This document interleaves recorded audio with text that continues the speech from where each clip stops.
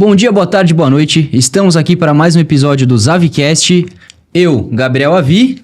Clésio Souza. Seus hosts de sempre, conversando com o Rafa Pilati. Rafa, por favor, quem é você, cara? Pô, obrigado pelo convite, primeiro. Bom, vou fazer um resumo, né? Até para não estender muito, a gente conseguir ter tempo de qualidade para bater um papo, mas eu sou publicitário formado, né? Então eu me formei naquele momento em que muito do que a gente vê hoje como marketing, como publicidade, como um relacionamento humano era do passado ainda, né? O consumo de televisão, a propaganda dentro do seu estágio inicial, né? Muito glamurosa, olhando para a criação, olhando para prêmio, olhando muito para a televisão, né? A televisão era o foco da atenção das pessoas naquele momento. E confesso que eu nunca tive uma ambição quando criança de ser alguma coisa específica, né? Então eu entrei na comunicação muito por ser algo que me interessava e eu fui me descobrindo ali dentro, né? Daí pra frente, eu acho que, não sei se por um acaso da vida ou por uma sorte, eu esbarrei muito cedo com o e-commerce. Então, lá em 2010, 2011, isso era desconhecido das pessoas, né? Era um universo desconhecido, até a conexão das pessoas não era uma coisa acessível, fácil, né? E eu no meu TCC, fiz o meu TCC sobre um e-commerce de tickets, na época. E eu me encantei pelo aquele negócio, porque eu falei, cara, tudo que estão me ensinando aqui tem um fundamento, tem toda uma base estrutural, mas eu acho que para esse universo novo, muitas coisas vão ter que ser construídas. Uhum. E assim, do e-commerce veio a rede social, veio outros canais digitais, agora a gente está na inteligência artificial. Então, assim, como eu me deparei muito rápido com aquilo ali, eu me interessei em aprender muito rápido. Uhum. Aquilo ali também. Eu falei, cara, se eu for... Não tinha essa cabeça, mas foi o que me passou naquele momento, né? Ah, cara, será que se eu aprender mais rápido e dominar isso mais rápido, qual que vai ser meu diferencial perante a outros que estão olhando ainda para publicidade antiga, né? Então, trabalhei em uma empresa, depois fui para agências. Uhum. E sempre agências digitais. Então, eu trabalhei desde o início com, primeiro, a parte de conteúdo, de rede social, SEO, toda a parte de mídia, análise, CRM. Então, isso me deu um background muito consistente para eu entender o racional de jornada digital. Uhum. Então, passei por uma agência, depois fui para uma agência um pouquinho maior, com clientes maiores. Uhum. E isso fez com que eu ganhasse um repertório muito grande. Eu sempre sugeri e recomendei que o profissional de marketing ele tem que viver numa agência em algum momento da carreira dele. Porque lá dentro da agência você tem contato com experiências e com um repertório que dificilmente você vai ter em outro lugar. Nem todo mundo se atrai por isso, mas eu me atraí e eu vivi isso na prática. Fiquei de 2011 até 2015 dentro de agência, vivendo intensamente. Então, passei por todas essas áreas que eu comentei. E como é que foi, por exemplo, curiosidade, desculpa te interromper, claro. Já fazendo algumas perguntas de cunho curioso e fazendo o papel do leigo, que eu acho super legal esse aí pra galera entender mais também. Você fala de agência digital quando o digital estava sendo implementado, né? Como é que foi, por exemplo, a dificuldade da agência naquela época para provar valor para um cliente sobre algo que estava se transicionando? Porque eu acho que aí entra mais numa vertente de business. Por exemplo, todo mundo está acostumado com uma parte mais off, e aí você, dentro de uma estrutura, propondo, cara, mas você já pensou em fazer anúncio na internet? Como é que foi essa adaptabilidade por parte de uma agência na transição? Isso uma coisa curiosa, porque desenvolveu uma habilidade que eu nem sabia que eu tinha na época. Porque naquele momento a gente não estava vendendo marketing, a gente estava vendendo uma coisa nova para o mercado, certo? A gente não estava... Se você batesse na porta de qualquer cliente e vendesse um plano de mídia da Globo, ninguém ia te criticar por conta daquilo ali, porque era o tradicional, era o que todo mundo estava acostumado. a gente estava vendendo uma coisa totalmente diferente, era uma mentalidade diferente. Então, quando eu falo de habilidade, isso desenvolveu um perfil mais empreendedor da minha parte, porque falei, cara, eu preciso que antes do cliente comprar o serviço, ele precisa ser educado sobre aquilo ali. Então, em todas essas experiências que eu fui tendo, sempre foi quebrar barreira, porque a gente era sempre o patinho feio da conversa, porque o dinheiro estava alocado em outro lugar, os esforços estavam alocados em outro lugar, e o digital era um ambiente desconhecido, e o desconhecido deixa todo mundo inseguro, claro. É normal. Mas o que me encantava sempre no digital era o poder de mensuração das coisas, porque a comprovação de valor, ela é muito mais fácil, nesse sentido, para o bem e para o mal. Eu até tenho uma teoria hoje em dia que é mais fácil você perder dinheiro no digital do que perder fazendo na Globo, porque na Globo todo mundo está vendo no fim do dia. No digital ele tem buracos negros ali também. Então, aí só para concluir a minha trajetória, então eu vivi intensamente isso, liderei times, me aprimorei e chegou no momento que eu estava com uma sensação de tampa. Eu pensei, eu acho que eu não vou crescer mais dentro desse ambiente. E tinham barreiras, né? Eu acho que a relação empresa e agência era uma relação menos de negócio, eu acho que era mais de prestação de serviço. E eu falei, putz, eu quero ir para o outro lado. Eu quero viver um pouco o outro lado e os desafios de estar do outro lado. Então, de 2010, 11 até 2015 eu fiquei nas agências e aí eu recebi quase que um chamado de ir para a Polishop. Eu lidei como um chamado, que era um desafio, eu acho que com esse perfil empreendedor que eu fui desenvolvendo, muito desafiador, era uma área inexistente dentro da empresa, então a Polishop é uma empresa bem posicionada e proprietária no seu modelo de negócio, né? Não era um negócio igual a outros, então isso também me encantou, falei, cara, é um negócio que eu vejo valor, e as pessoas enxergam valor, uma marca forte, só que o mato era muito alto em termos de digital, mas na minha visão o oceano era muito azul, porque eu já dominava aquilo ali, então o que eu pensei? Eu falei, cara, eu vou poder empreender muito aqui dentro. Aqui a gente está falando que em 2015 a Polishop já fazia alguma coisa no digital e você veio para ter mais atuação, ou com a sua vinda deu-se início a isso? Eu diria que a Polishop, o digital se resumia a um e-commerce. Tá? Então, não existia um pensamento digital para o omnichannel. Era um pensamento muito... digital era sinônimo de e-commerce. E quando chegou o desafio para mim, foi muito claro. Olha esse modelo de negócio. A gente é um negócio omnichannel. A gente é um negócio em que a gente precisa vender valor para esse cliente. Só que no digital, a gente não faz isso. E aí, ao mesmo tempo, eu já vinha de uma bagagem que eu conseguia ver que, na verdade, eles só não estavam usando as melhores ferramentas e talvez não tinha alguém liderando aquilo ali. Curiosamente, quando eu cheguei, era eu e uma pessoa que era meu chefe na época.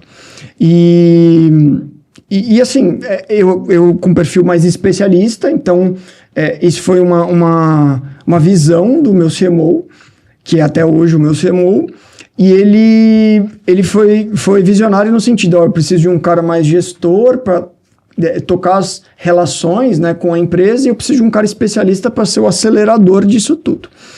Passou pouco tempo, essa liderança não se sustentou, não foi bem sucedida a jornada dele lá dentro, e eu fui assumindo. Então aí eu fui fazendo esse papel para dentro e para fora, digamos assim, né, de montar um time,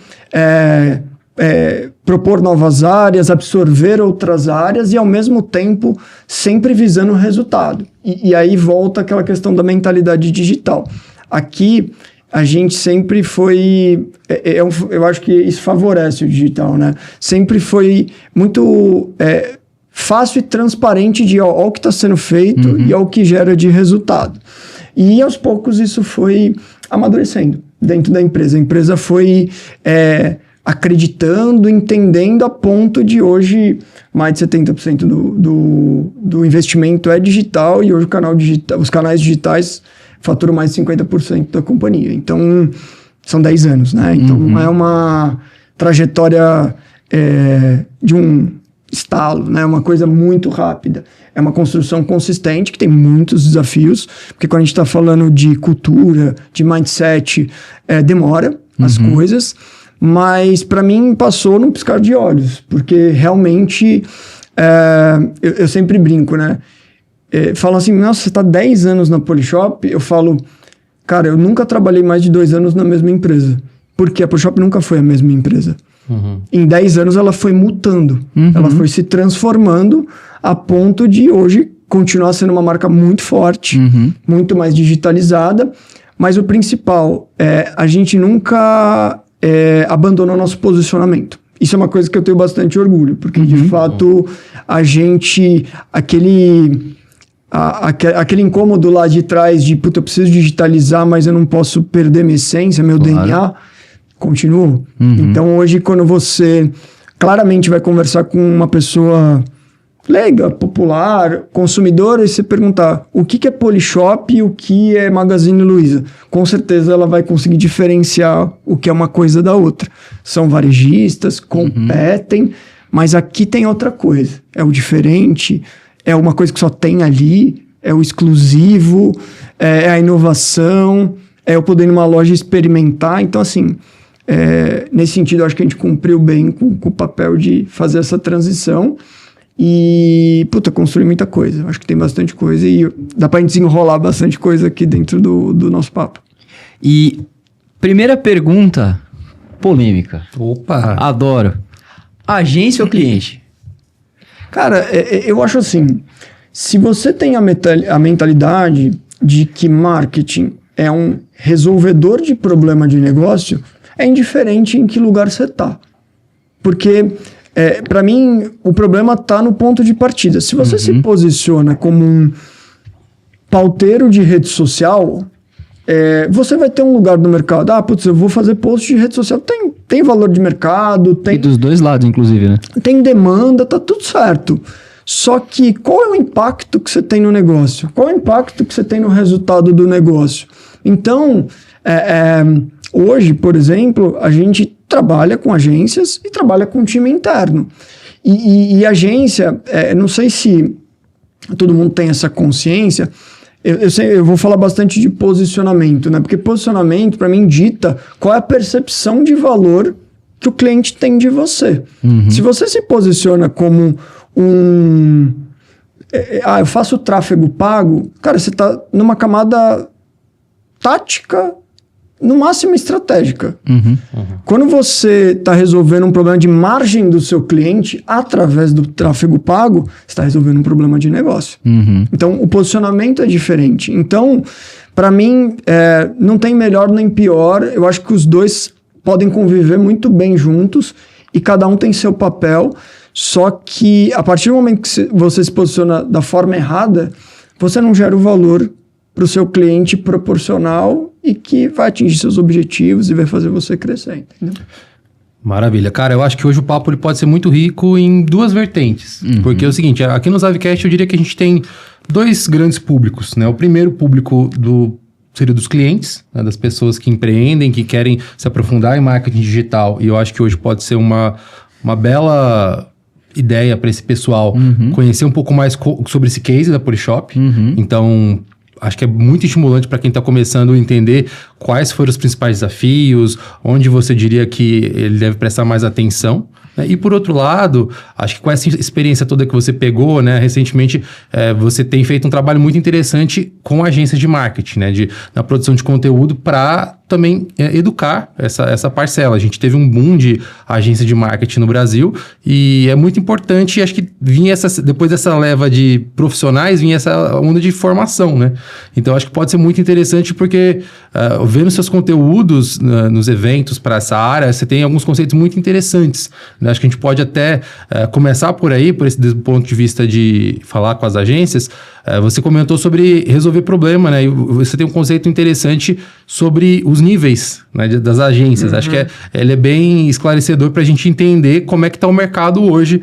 E acho que para o dono de agência é interessante para ele identificar onde ele está e se é ali mesmo que ele quer estar. Ou se o que ele precisa fazer para ir para o próximo estágio. Então, queria que você comentasse um pouco sobre isso. Como você enxerga a classificação das agências de marketing hoje. Perfeito. Eu acho que como ponto de partida, um pouco desse conceito que eu fui desenvolvendo nos últimos anos, eu sempre parto de que não existe investimento caro ou barato. Eu acho que tem investimento que tem resultado e tem investimento que não tem resultado. Então, a partir do momento que o que você entrega como serviço, como solução, não gera resultado, você pode estar cobrando R$1.000, pode estar caro. E você pode estar cobrando 1 milhão e está barato. Porque proporcionalmente você está gerando aquele ROI da operação. Mas como eu classifiquei, e eu não estou aqui para cagar a regra, é um pouco de aprendizado e vivência prática. Eu sou um cara muito prático. Eu acho que qualquer validação, ela precisa vir da prática, porque a teoria, ela fica linda num PPT ou num Excel. Então, vamos para a prática, vamos validar, e aí depois a gente volta, aprende e melhora ou escala, independente do estágio. Mas eu coloquei em 4 caixinhas, né, essas agências. A primeira caixinha, então, vamos pensar numa pirâmide invertida, né? Aliás, é uma pirâmide normal, né? A base larga e o topo... Isso, a base larga afunilado. E o topo afunilado. Na base larga tem as agências que eu chamo de sobreviventes. Então, normalmente, elas cobram muito pouco e elas têm muito cliente e muita demanda e elas não conseguem atender esses clientes. Sei lá, às vezes tem uma equipe de 3, 4 pessoas e você atende 150 clientes. Sendo sincero, é humanamente impossível você atender e você gerar resultado para essas pessoas. Você não vai ter foco, você não vai conseguir colocar energia naquilo ali, né? Então essa é a base. No segundo estágio, tem as agências que eu chamo de táticas. Você pode ter um problema tático, mas um problema tático, proporcionalmente, ele não escala. Ele normalmente vai ser muito... você vai atacar uma ferida, você vai estancar aquilo ali, provavelmente você vai melhorar, mas você não vai sair daquele estágio, digamos assim. Você não vai alçar resultados mais relevantes. E normalmente, esse valor que a empresa vê é baixo também. Então, aqui embaixo, sei lá, estão as agências que cobram de R$1.000 a R$3.000, essa segunda aqui está entre 4, 6 mil reais, certo? Tem um estágio acima que eu chamo de estratégico comercial. Aqui já começa a entrar numa outra camada, que aí sim tem mais impacto, mas ainda assim não tem uma virada de negócio. Então, normalmente você está resolvendo um problema de um canal específico. Eu preciso gerar mais venda no e-commerce. Mas se eu sou uma empresa omnichannel, o e-commerce é um canal. E às vezes o e-commerce é o fio condutor para outros canais. Então você está resolvendo um problema comercial que pode ser que dentro da empresa e dentro de uma área você ganhe relevância, mas ainda assim você não tem impacto de negócio. A empresa não vai te notar com relevância absurda, muito grande, muito impactante dentro de um negócio. E aqui, eu acho que aqui já tem agências que passam dos R$10.000, de 10 a 15 mil reais. E aí tem o último estágio, que aí sim é a grande minoria, que é quem resolve problema de negócio. E quem resolve problema de negócio, ela pode cobrar infinito desse cliente, porque volta a primeira fala da sua provocação. Cara, se você resolve um problema grande, que eu não tenho expertise para resolver, cara, isso pode custar muito. E assim, não é só venda. Você pode estar economizando muito dinheiro, você pode estar otimizando o recurso.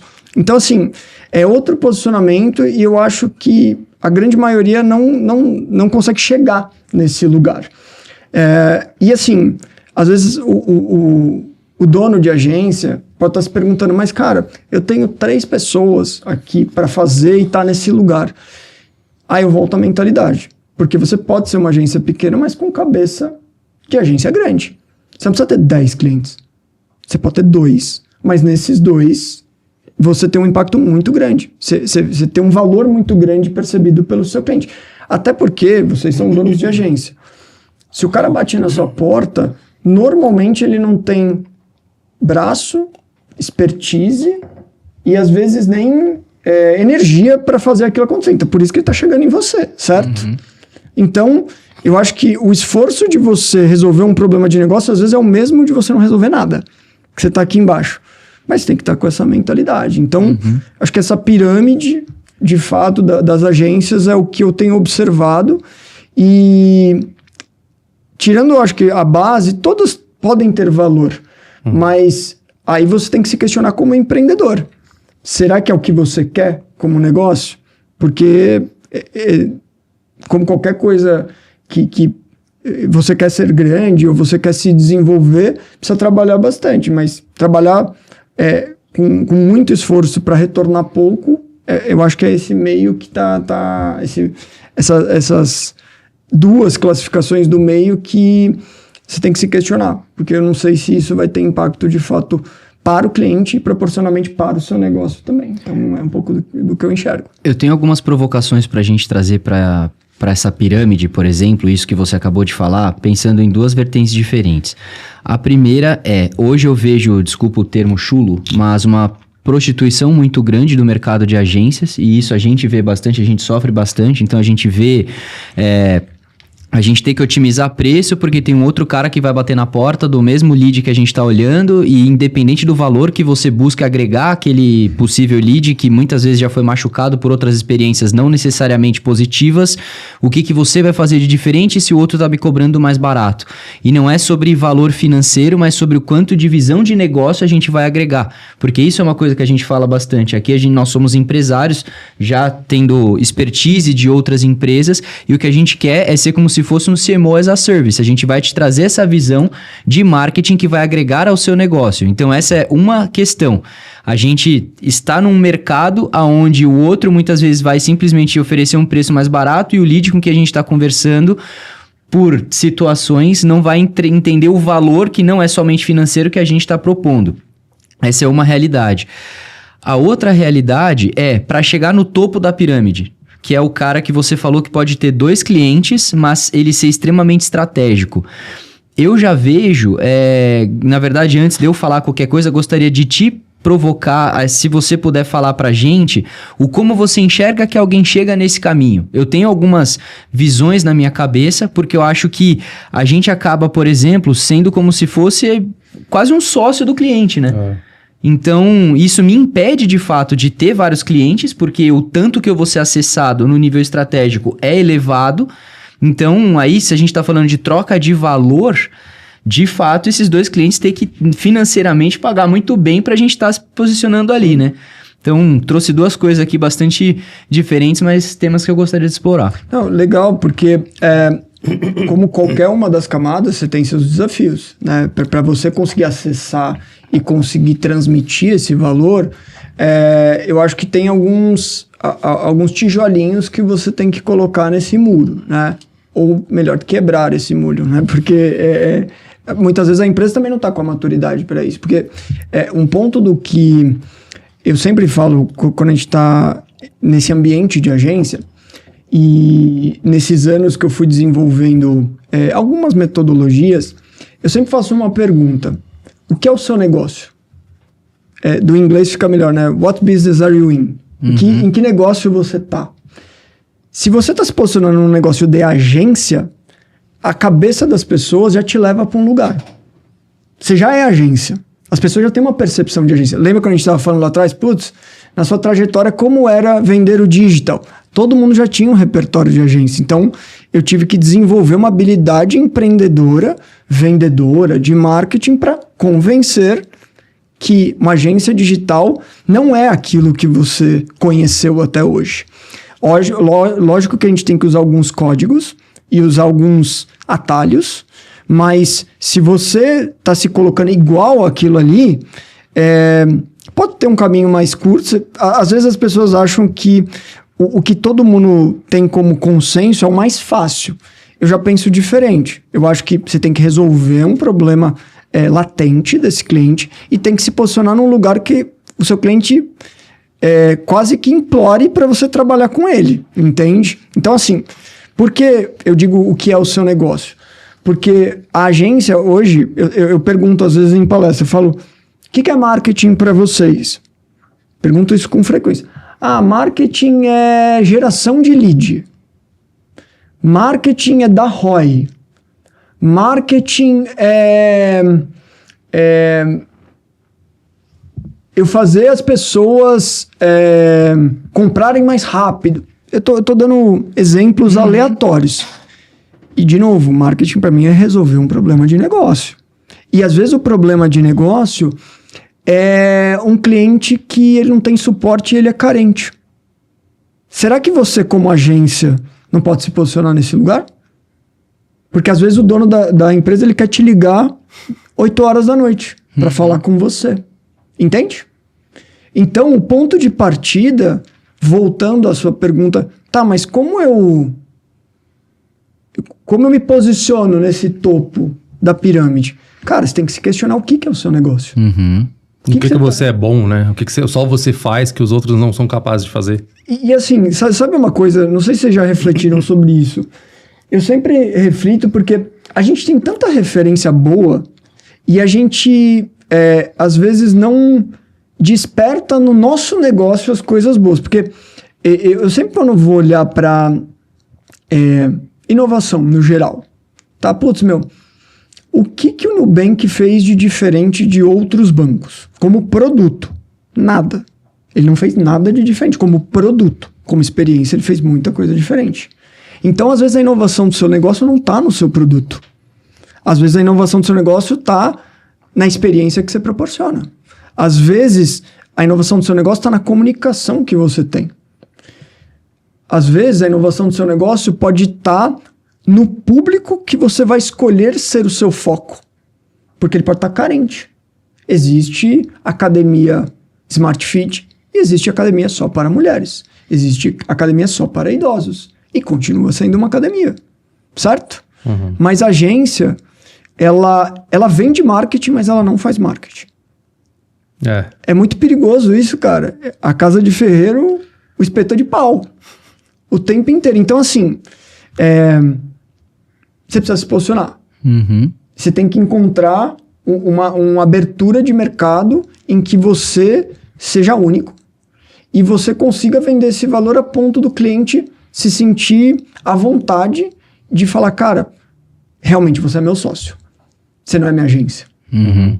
E assim, eu tô totalmente de acordo com o que você trouxe. Eu acho que a relação tem que ser essa. A relação cara, nisso aqui a gente assina um contrato de sócio. Porque esse business aqui a gente toca junto. Mas não tem posicionamento nesse sentido.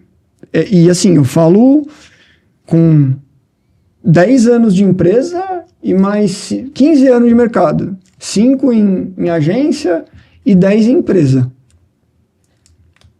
Não vejo ninguém se posicionando nesse lugar. A ponto de... e não é uma... Eu não tô criticando ninguém, tá, gente? Uhum. É uma percepção.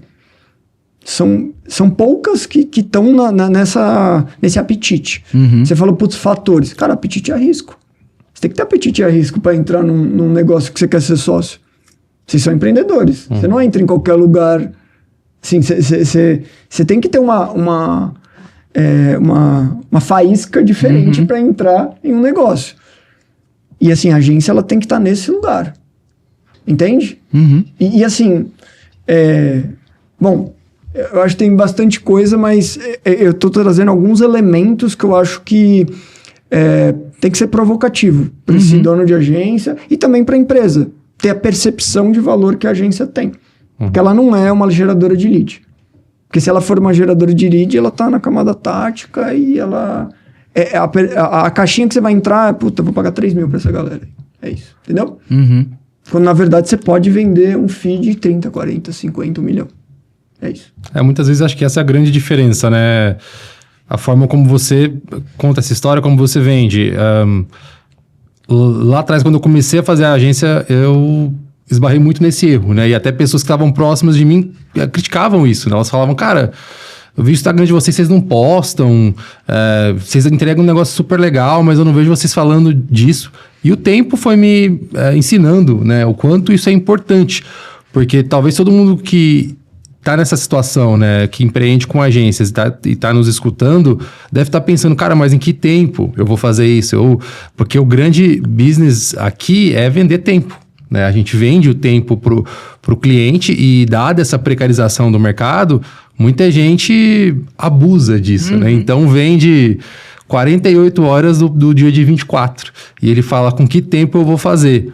Mas talvez justamente aí que seja o ponto de virada, né? Você, por mais que isso, no primeiro momento, vá te causar um impacto, né? Que você deveria estar atendendo um cliente, mas eu acho que se você se posiciona bem entrega esse valor, no segundo momento você vai conseguir ser muito mais próspero, né? Por exemplo, cito até o Zavcast. Nós aqui, eu, o Gabriel, a gente está cheio de demanda, mas toda semana é um momento sagrado que a gente para quê? Para tentar levar um pouco mais de educação para o mercado, para os clientes, para os outros parceiros que a gente tem e a nossa forma de posicionar, né? E é excelente, porque do ponto de vista de negócio, a gente consegue falar muito da nossa empresa, dos nossos valores, ter uma atenção que a gente não teria em outros contextos. Exato. Nós trazemos convidados como o Rafa, que dão verdadeiras aulas para o nosso público e a gente fala muito sobre o nosso jeito de fazer as coisas. Então, essa é uma boa forma de se posicionar.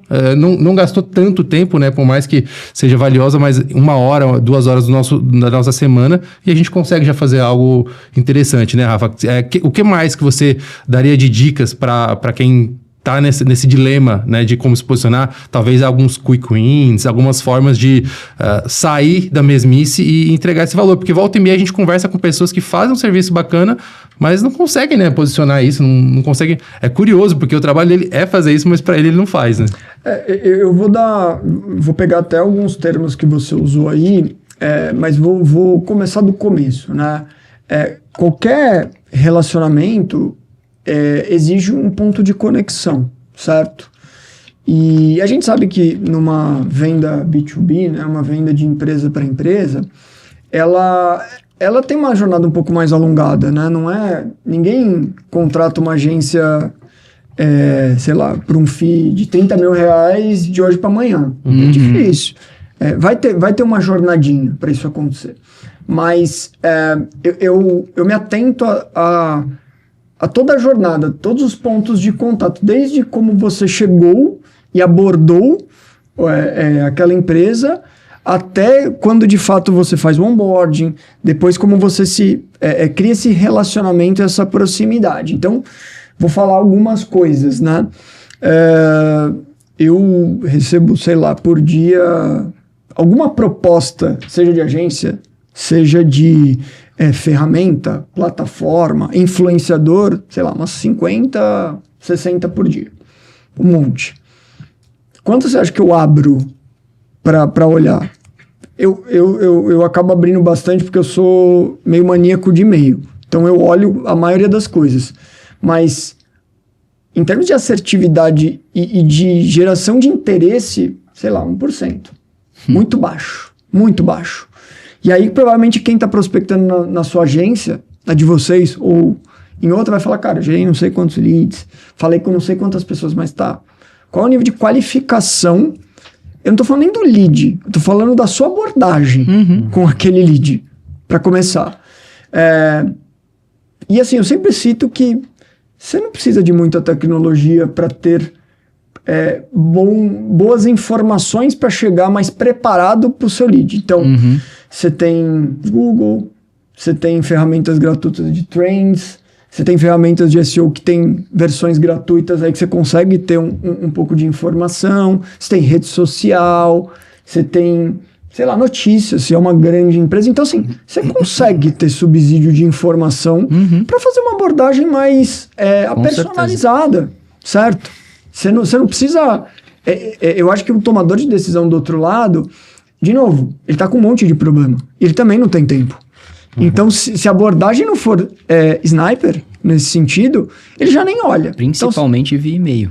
E você já trouxe a situação. Aqui a gente está falando de uma metodologia de cold mail. A pessoa talvez você não saiba quem é, nem a empresa, nem a pessoa. Ou seja, é totalmente impessoal. A probabilidade de você ter o interesse em querer abrir é mínima, porque nunca foi criada uma conexão até aquele momento com você.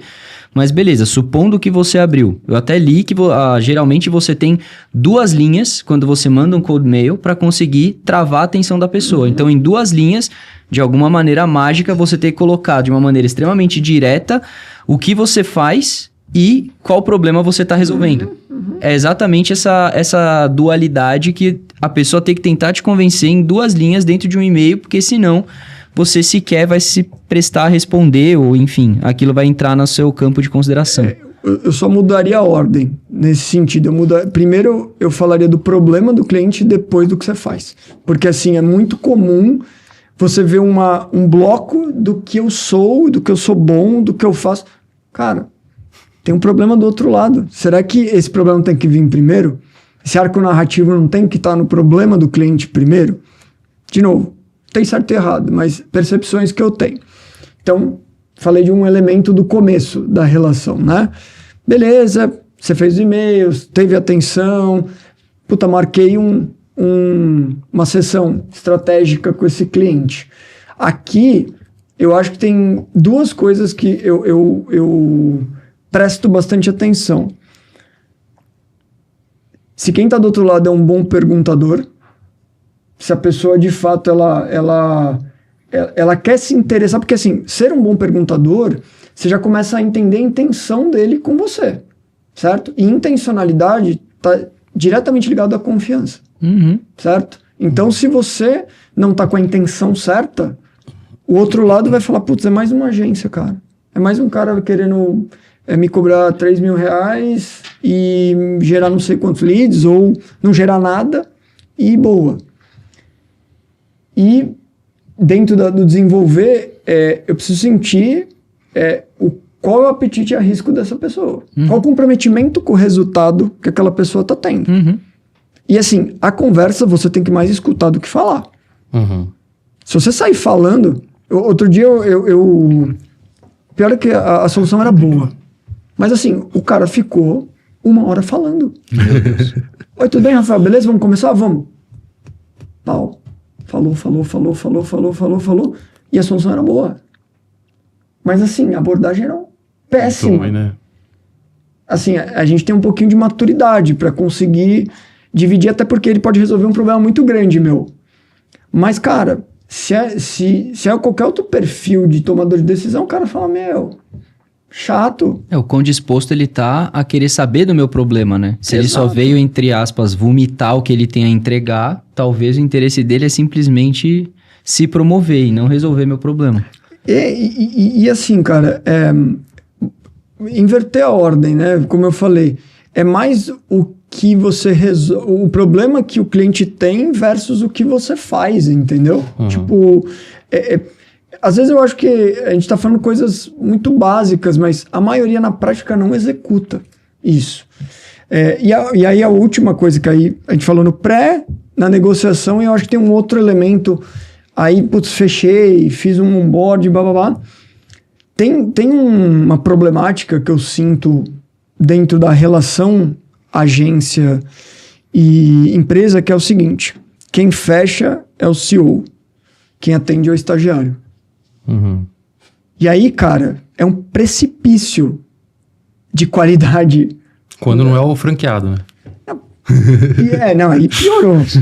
Pra mim, a gente não precisa citar nomes, mas esse pra mim é o case que tá educando muito mal o mercado, entendeu? Porque, de fato,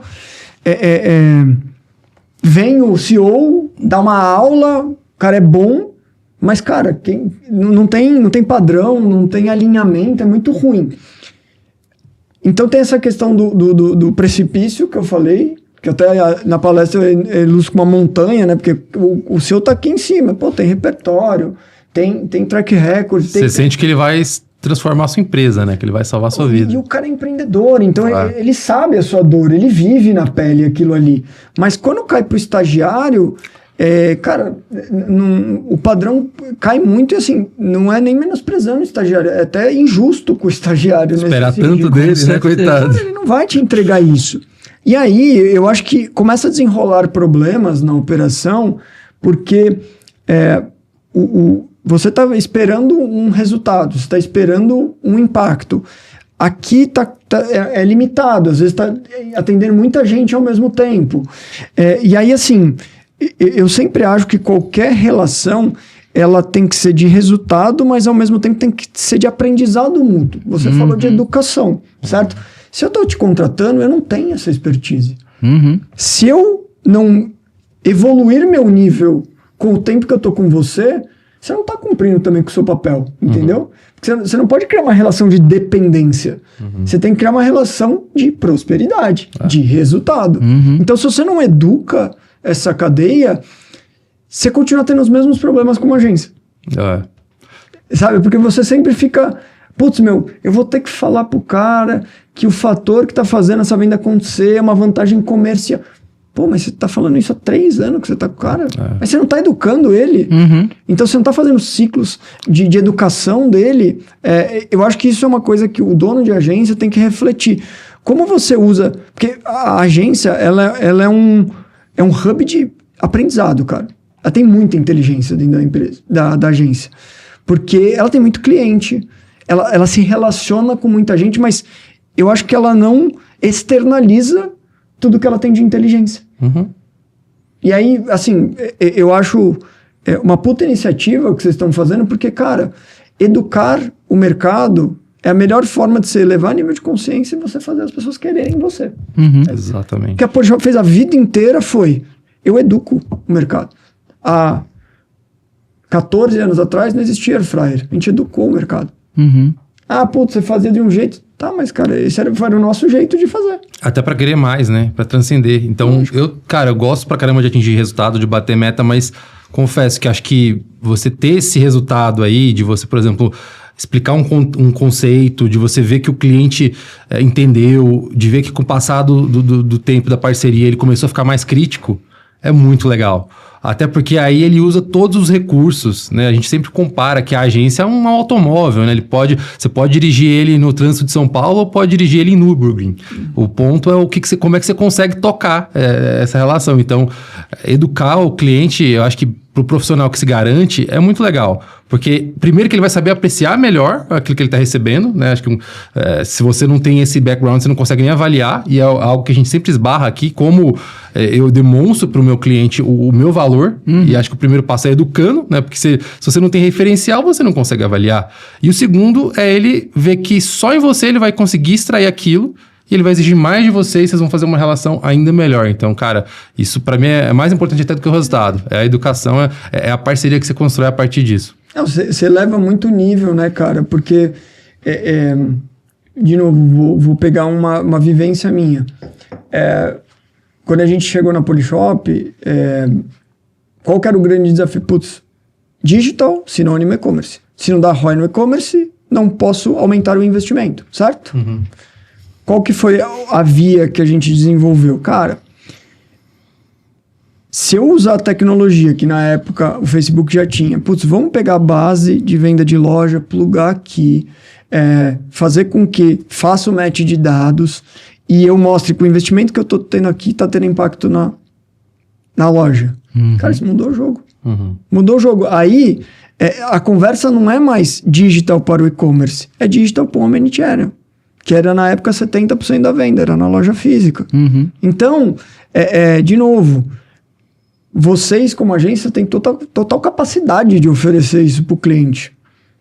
Mas exige educação, exige... você tem que pegar pela mão, muitas vezes, o seu cliente.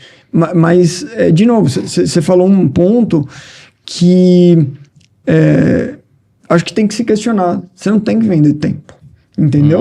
Porque vender tempo é escasso. Todo mundo aqui só tem 24 horas. E na verdade, 8 você tem que estar dormindo. Eu deveria estar dormindo, né? Então, você não tem que vender tempo. Volta. O que você vende pro seu cliente? O que você está vendendo pro seu cliente? Então, se questionar em relação a isso. Entendeu? E tem que ser uma cobrança interna também, né? Eu pego muito no pé do nosso time para se posicionar assim, né?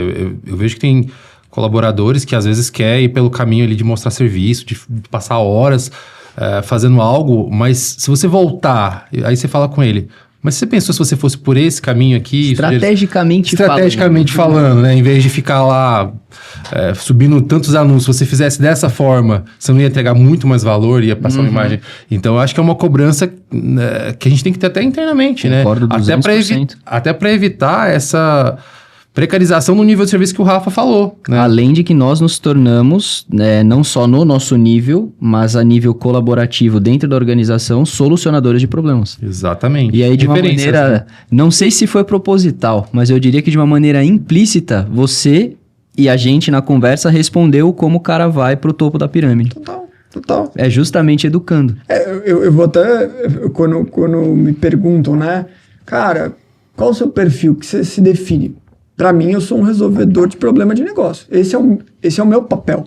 Eu não sou um profissional de marketing. Eu uso o marketing como ferramenta. E vocês, como agência, têm que se posicionar, não igual, mas obviamente que vocês têm todas as ferramentas na mão. Vocês têm expertise. Tem know-how e tem hora de voo. Isso é uma coisa que a gente não avalia, cara. Para você orientar o seu colaborador, muitas vezes... cara, vocês tiveram hora de voo. Então, essa educação para dentro, para fora, ela tem que existir o tempo inteiro, porque isso vai fazer com que aquele cara, na hora do problema, ele tenha repertório para tomar a decisão certa, ou pelo menos ter visão ampla para tomar a decisão certa, entende? Total, e talvez seja aí que a gente identifique os problemas, como você falou, em vendas, em nível de serviço de marketing. Como assim?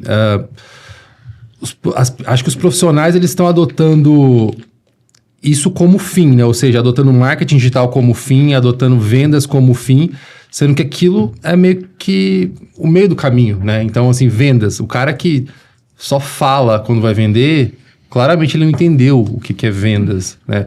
O cara que acha que só subir posts é fazer marketing digital... Não me parece que ele entendeu também. O marketing digital é a forma com que ele resolve um problema de negócio. As vendas é como ele soluciona um problema. Ou seja, acontece muito isso em AI, né? Eu vejo as empresas hoje em dia querendo... a diretoria colocou uma meta de tem que adotar AI. Mas para quê? Com que finalidade? Só porque é legal falar que a gente tem.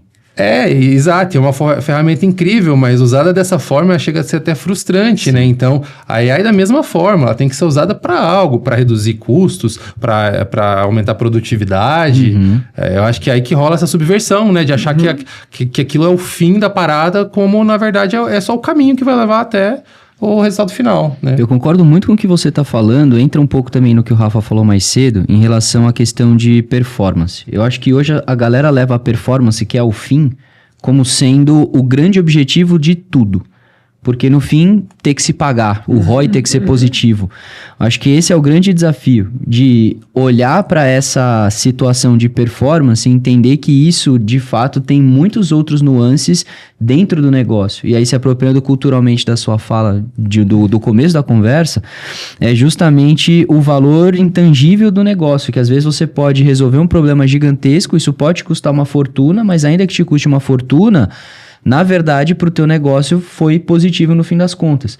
Então, eu acho que esse é o grande desafio. Tirar a cabeça de performance e de que principalmente o marketing, ou o que a gente faz enquanto agência, é voltado só para isso. É a geração de lead, o quanto eu tô ganhando de novos seguidores no fim do dia. Não é só isso, é o trabalho que está sendo feito e todo o embasamento para o negócio acontecer de uma maneira muito mais profissionalizada, muito melhor, com muito mais métrica. Tem o valor a ser agregado que não é só o tangível no fim do dia. É isso que eu vejo aqui, que dá para extrair muito dessa conversa. Total. Porque aí entra de novo no que você fala sobre... ir para o topo da pirâmide, que vem com o ensinar e que vem com a construção de confiança. Porque a partir do momento que você começa a ensinar, o que você falou, uma parada, até ficou arrepiado, velho. Uma parada que você falou que é muito interessante, é de você participar da vida do cara. Então você está construindo confiança e ele vai conseguir extrair mais de você. Por quê? Porque a confiança está subindo. Então, à medida que a confiança está subindo, o cara, não, eu tenho parceiros de negócio aqui, eu não estou mais com uma agência. E aí você começa a, de fato, fazer talvez cross-sell, upsell, muitas coisas dentro daquela estrutura para muita coisa acontecer. E quando você está nesse lugar de... Você está imerso já, né? De novo, né? Eu acho que a concretização da sociedade, né? Você está totalmente respirando aquilo ali. Guardado as devidas proporções, obviamente, né? É por isso que eu acho que sempre a empresa tem que ter uma equipe de suporte. A empresa tem que ter os especialistas do lado dele, porque é muito comum a gente ver... Acabei de demitir a agência. A minha pergunta sempre é, tá, mas a culpa era deles ou a culpa era sua? Porque às vezes a gente fala, não, a culpa é da agência. Calma lá, cara. Me explica melhor essa questão, porque se você não atendia bem a sua agência, se você não orientava bem, se você não direcionava bem, se você não dava as melhores condições para a agência trabalhar, a culpa não é da agência, a culpa é sua. Então você tem que ponderar esse tipo de coisa também. Então aqui também eu nunca vou fazer um culto a um lado ou ao outro lado. Uhum. Existe falha dos dois lados. E tem um ponto que você colocou que é uma máxima de como eu penso, né? A partir do momento que o seu cliente entendeu que o que você está vendendo é um preço e não um valor de solução, tá errado. Tá errado. Porque se você cumpriu muito bem essa construção de valor e ele viu como caro, talvez ele não tenha que ser seu cliente. Entende? Talvez ele vai te dar mais problema sendo seu cliente do que resolvendo o seu problema como agência, entendeu? Mas aconteceu isso recentemente, né? Um cliente nosso indicou um rapaz, conversei com ele, fiz reunião, fiz uma proposta e vi que assim, era um cliente que estava iniciando, né, na jornada. A gente já entende bem os desafios desse perfil, sabe o quanto é mais difícil. E em dado momento, ele parou de me responder, voltou e respondeu assim, eu tô falando com outras agências aqui, mas eu achei o valor caro. Se a gente reduzir só para Google, para quanto fica o preço? E assim, eu vi claramente que não ia sair uma relação muito produtiva daí, entende? Porque justamente por essa garrafinha de água, ela no supermercado vale R$2, no aeroporto ela vale, sei lá, 15. Da mesma forma, é uma agência de marketing. Eu vi que ali eu ia ser avaliado como uma água de supermercado. Sim. Então, eu acho que seria uma perda de tempo para ambos os lados, né? Porque eu não vou conseguir bater esse preço que ele deseja e eu não vou conseguir colocar toda em plenitude ali o que a gente consegue fazer em termos de marketing. Então, no fim, se é uma sociedade, ela tem que ser boa para todos, né? Tem que fazer sentido para todos. Na sua analogia, é a gente oferecer uma Ferrari para um cara que um Fusca resolveria. Esse é o ponto. A gente é muito mais do que isso, mas aí que é interessante. E também entra como provocação para a gente discutir. O cara veio trazer o contraponto para você porque você conseguiu oferecer para ele a segurança de que você vai prestar um bom serviço. Mas ele quer que você cobre tão barato quanto o outro que só vai fazer uma frente. É isso que é interessante. Os leads, né, vamos colocar assim, eles ficam tentando negociar dentro desse cenário, né? E a gente tenta puxar para a parte de business, que é o que você falou. Tá, legal, mas você entende que não é só isso? Tem uma outra coisa que faz parte de um todo para você crescer. Não, mas eu quero o Google. É difícil, cara. Prestação de serviço, especialmente, ainda mais no Brasil, né, cara, assim... É impressionante que nossos clientes, por exemplo... Desculpa, clientes, mas isso vocês viajam, cara. Pro investimento no Facebook e no Google, eles nem pensam em pedir desconto. Eles sabem que não existe isso, eles não pensam em investir menos. Agora, na prestação de serviço, que é quem vai gerir aquilo... Eles tentam espremer o máximo do máximo do máximo. E assim, galera, vamos lá... E se a gente, por exemplo, gerar uma economia de 50% do seu investimento e você, sei lá, pagar 10% a mais de FII, é uma conta que faz todo sentido para você, entende? Assim, e isso que a gente tenta passar de visão, de valorizar o serviço. Até como consumidor eu passei a me comportar diferente, porque, cara, não é certo, sei lá, a pessoa vai na sua casa... trocar um fio, aí você quer, tipo, ele cobra lá R$90, aí chega pra ele e fala, mas tem como fazer 80? Cara, Sinceramente, o que são esses R$10, sabe? Então, assim, eu tento me policiar por isso, porque eu sei o quanto que é complicado. Mas, tô falando tudo isso por quê? Isso que o Rafa tá falando pra gente é extremamente valioso, ainda mais na nossa área. Se você não gera valor, se você não transborda valor, você vai entrar nessa batalha a outra agência. E vira uma batalha de preço. E, cara, aí você vai ter que vender tempo, aí você não vai entregar o resultado, e aí que todo o ecossistema desaba e gera essa frustração que os clientes têm com a agência, né? E até uma frase que o Rafa tem como é que é, Rafa? O principal trabalho de uma agência quando entra?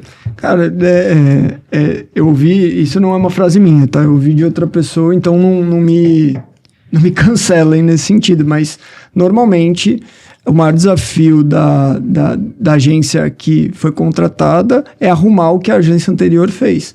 E aí não é só em termos de resultado e execução, mas é de mindset. Entende? Normalmente, a primeira objeção é a agência anterior. Não é o que você sabe fazer, o que você pode me proporcionar. É o que a agência anterior deixou de caco na sua casa, entendeu? Então, assim, mas a gente vive nesse mercado, entendeu? A gente vive num mercado em que, sim, existem pessoas e empresas excelentes, mas existe gente que quer bater a carteira do cliente e beleza, entende? Então, tanto que em algumas mentorias e consultorias que às vezes surgem, eu sempre falo, se questione se você tem que se chamar agência. Parece uma coisa sutil, mas a partir do momento que você é agência, o repertório imediato das pessoas é agência, faz isso, isso e isso, custa isso, isso e isso, e ela vai negociar com você a partir desse repertório. A partir do momento que você está em outro lugar, se posiciona em outro lugar, educando esse cliente, gerando valor, gerando desejo, talvez a percepção é outra, entendeu? Esse contraponto, acho que a gente pode fazer até uma ligação com a Polishop, né? Porque ela evita usar, por exemplo, liquidificador Nutri-Ninja, fritadeira Airfryer. Acho que é uma boa aplicação disso, né? De como, e é assim que ela consegue ter muito mais valor nos seus produtos, né, Rafa? Isso é algo na prática o que você está falando, né, para a Polishop. É um elemento de posicionamento, né? Porque às vezes as pessoas fazem uma caricatura daquilo ali, né? Tipo, vira uma coisa meio... pra gente, a gente sempre gostou, né? Porque as pessoas só fazem humor e paródia de coisas que claramente são reconhecidas, né? Então ninguém imita... Todo mundo imita o Silvio Santos, porque o Silvio Santos foi o que foi. Então, quando lá atrás o Cacete e Planeta, ou até mesmo teve um programa do Marcelo Adnet que ele fez, que era uma paródia da Polishop, porque é reconhecido, mas essa questão do nome é de fato distanciamento do resto. Porque se você colocar na mesma cesta, liquidificador X, tanto que os liquidificadores nem tem nome, né? É o W500, é o ST não sei o quê. O nosso é o Power Nutri Revolution. Por quê? Nossa, eu quero muito um Power Nutri Revolution. Com certeza. Moral. Eu não sei o que ele faz, mas eu quero um. Mas veja, distanciou, é um nome em inglês, tem uma percepção de valor totalmente diferente. Então, tanto que muita gente pergunta, puta, a Polishop é brasileira? A gente sabe, culturalmente, tem uma valorização do estrangeiro mais do que o local. Não é bom isso, mas a gente tem que saber estimular o consumidor nesse sentido. Então, essa questão do nome ela é fundamental. E muitas vezes eu vi esses dias até uma pesquisa que um cara estava relatando que ele estava muito no universo de produto educacional e ele estava falando produtos que do nome causam essa percepção de valor vendem 60% mais. Porque as pessoas conseguem identificar de cara que aquilo, sei lá, resolve o problema dela, é algo que não está dentro do meio comum. Então, assim, volta a questão de você fazer o seu marketing, volta se você se posicionar e volta você tem que ser um objeto de desejo. Porque hoje a agência, ela está uma zona cinzenta, é um mar bem vermelho, nesse sentido. Até uma frase do João Apolinário, né, que eu acho sempre muito interessante, que baseou tudo na Polishop. As pessoas não acordam querendo comprar um liquidificador novo, não acordam querendo comprar uma esteira, mas elas acordam querendo se alimentar melhor, com mais qualidade, bem-estar, saúde, e por isso essa proposta, né? Então, a pergunta que eu faço é, será que o seu cliente quer comprar marketing digital? O que ele faz com marketing digital? O que ele faz com SEO? O que ele faz... Isso daí é nomenclatura nossa. O cliente, o que ele quer? Será que ele quer atendimento, resolver problema, aumentar lucro, reduzir custos? Então, acho que a Polishop, nesse sentido, dá aula, né? E a gente do mercado publicitário, de marketing, tem que aprender, né? A vender o que de fato o nosso cliente quer e não o que a gente tem para oferecer, que a gente quer oferecer para ele. Ativar os gatilhos certos, né? Dentro desses anos, né, de metodologias que a gente foi desenvolvendo, eu sempre sigo uma ordem invertida de como é o desenvolvimento de qualquer negócio e produto. Porque normalmente, eu vou lançar essa garrafa aqui. Normalmente, a gente vai pelo automático. O que é e como eu vou vender. Eu já olho por outra perspectiva. Eu sempre olho o que você vende e depois eu vou o porquê e para quem. O porquê antes do para quem. Porque quando você entende realmente a dor que isso aqui resolve, fica mais fácil de você identificar quem é o seu cliente comprador imediato. Quem vai comprar mais rápido de você? Putz, pode chamar de persona, pode chamar de IPC, chame do que quiser. Mas tem um quem ali atrás que vai tomar a decisão. Mas antes de você definir o quem, você tem que saber por que essas pessoas compram esse negócio. Entende? E assim, o nível de maturidade, de consciência, ele é decisivo. Porque às vezes você está concentrando sua energia com alguém que está muito distante da compra. Tanto que assim, você vê gente comprando um produto da Polishop que é caro, que não é uma tomada de decisão impulsiva rápido. Por quê? Cara, a gente entendeu muito bem. A gente é um negócio de facilitar a vida das pessoas. A gente não é um varejista. Entende? A gente facilita a vida das pessoas. Então, o que a gente vende? Facilidade. Certo? Depois, por quê? O Clésio acabou de mencionar. Cara, a pessoa, quando ela quer comprar um air fryer, ela tá com um problema de saúde. Às vezes ela tem um problema de doença mesmo. Pô, tem uma pressão alta, tem um problema cardíaco. Então, assim, tem vários porquês aqui, entende? E aí, você vai identificar, pô, quem tem esse perfil? Putz, aí você conecta. Pô, esse é um comprador imediato. Se eu conversar, se eu contar a história certa, se eu gerar esse valor, cara, a curva de aceleração de consumo é muito maior. Mas, normalmente, as empresas estão apaixonadas pelo seu produto. É o quê? O quê? Como? Ah, vou fazer marketing digital, vou fazer SEO. Cara, volta um pouquinho na sua cadeia, porque assim, é uma mudança pequena na ordem das coisas que faz com que você seja muito mais assertivo, entendeu? Muito mais. A ponto do seu cliente acontecer aquela epifania de tipo, cara, eu preciso desse negócio. Quantas vezes a gente viveu na Polishop alguém falando, cara, eu preciso de uma panela. Um cara de 16 anos. Um adolescente. Ele nem sabe... Isso virou meme numa época. O pessoal falando, eu quero chegar na idade de conseguir comprar uma panela Polishop. Não, foi uma construção na época, cara. E proposital, assim. Foi um puta case. Total, entendi. Assim, pra você chegar nesse nível de despertar nas pessoas... Cara, você teve que conhecer muito bem a dor das pessoas, os porquês das pessoas. E assim, eu sempre separo o público em 3 classificações, né? O primeiro eu chamo de comprador imediato, né? Quem está preparado para comprar? Porque a sua energia inicial tem que ser quem está preparado. Se você quer ter velocidade de tração, você tem que falar com esse cara primeiro. Depois tem um cara que... ele tem alto potencial, mas ele está imaturo. Então ele tem que chegar aqui em cima, mas ele vai demorar um pouquinho mais. Então, talvez você não pode esquecer ele, porque você tem que renovar público, você tem que estar alimentando esse flywheel do seu negócio o tempo inteiro. mas ele não está pronto para comprar. E tem um terceiro público que quase ninguém olha. E esse case da panela foi exatamente esse público. Eu chamo de promotor.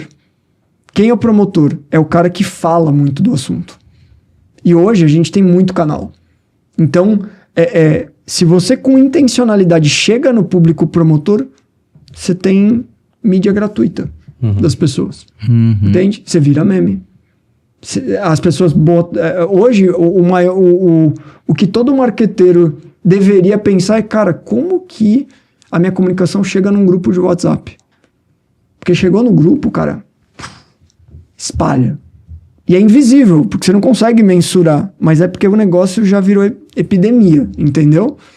Mas assim, a estratégia nunca... Ela tá sempre pautada no o que e como. E ela não tá olhando para toda essa cadeia anterior, que ela é fundamental.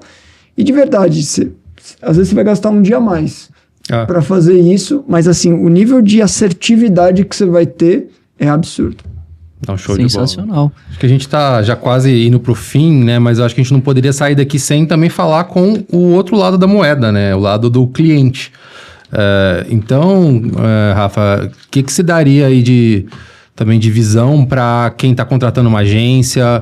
O que você acha importante de ser avaliado? Quais outros aprendizados que você na Polishop nesses 10 anos tem para compartilhar com esse público, que muitas vezes também o empreendedor ele fica meio que abandonado, né?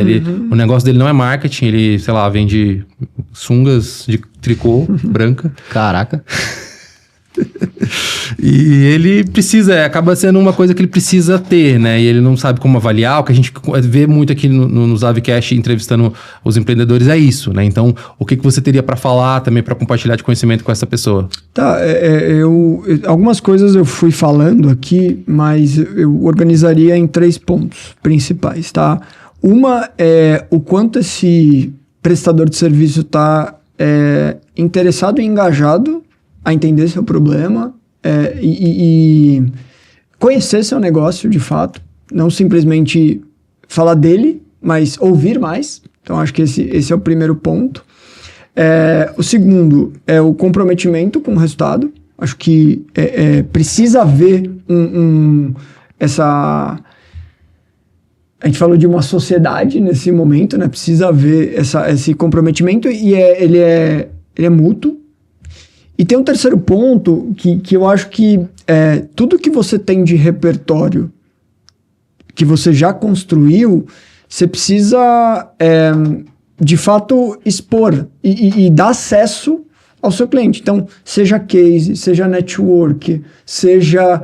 Puta, eu vou criar um evento com prospects, para nesse evento eu vou mostrar um pouquinho, que é um misto de educação com venda, com relacionamento.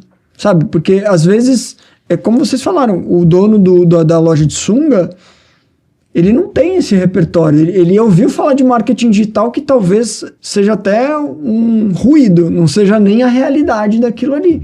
Mas você dá acesso a ele, você aproximar ele, gerar essa confiança nesse cara, é fundamental. Mas, assim, precisa ter... E assim...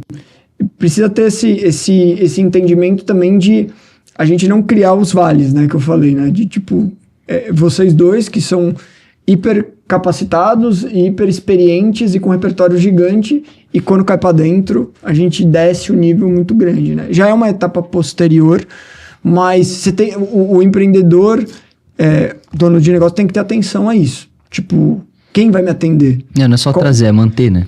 Qual que vão ser as rotinas, quais que vão ser os rituais, como que isso vai acontecer no dia a dia, porque, cara, para quem tá mais desamparado, ele precisa ter essa construção de confiança, não tem Talvez jeito. Até uma pergunta capciosa que esse cliente pode fazer na hora de contratar qual é seu lifetime, agência? Quanto tempo que um cliente fica aí? Sendo realista. 3 meses, 6 meses, aí você descobre que 6 meses, porque 6 meses é o tempo contratual. Mas isso eu acho que entra bastante nesse acesso que você vai dar à sua carteira, aos seus cases, a estar próximo dele, porque assim,